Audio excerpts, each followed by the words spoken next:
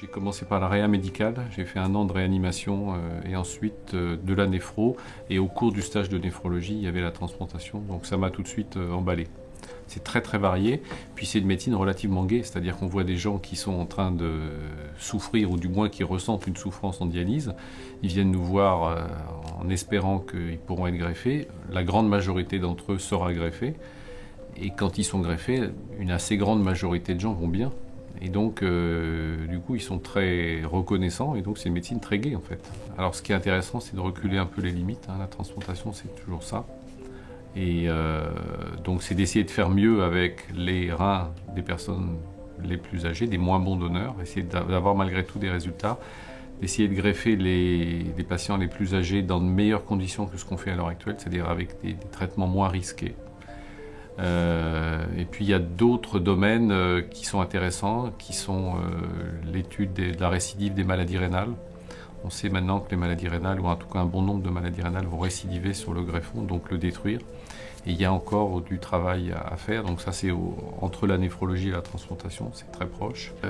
Les choses que j'aimerais se réaliser, c'est des progrès dans un domaine qui s'appelle l'ischémie-reperfusion, c'est-à-dire qu'on garde les organes qui sont prélevés chez des donneurs décédés pendant un certain temps. Ça s'appelle de l'ischémie, c'est-à-dire que l'organe n'est plus vascularisé.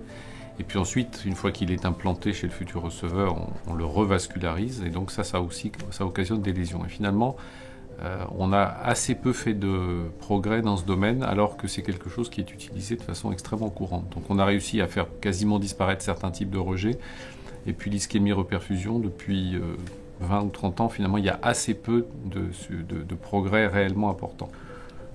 Pour avoir travaillé pendant quelques années dans le domaine du prélèvement, je pense que c'est assez normal que les gens refusent. Et moi, ce qui me surprend toujours, c'est qu'il y en ait aussi peu qui refusent.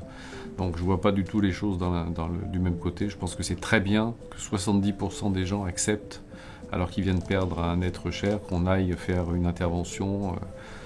Je trouve que c'est ça qui est merveilleux, plus que les 30% qui disent non et qu'on peut tout à fait comprendre.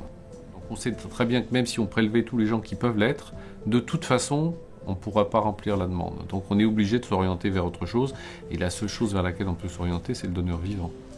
Oui, un rêve, mais je pense que ça va se réaliser. Je pense à Necker, on a réussi, mais un peu comme à Nantes, à créer une école de transplantation. Je crois qu'on va y arriver. J'ai la chance d'avoir plein de jeunes autour de moi qui sont extrêmement brillants et motivés.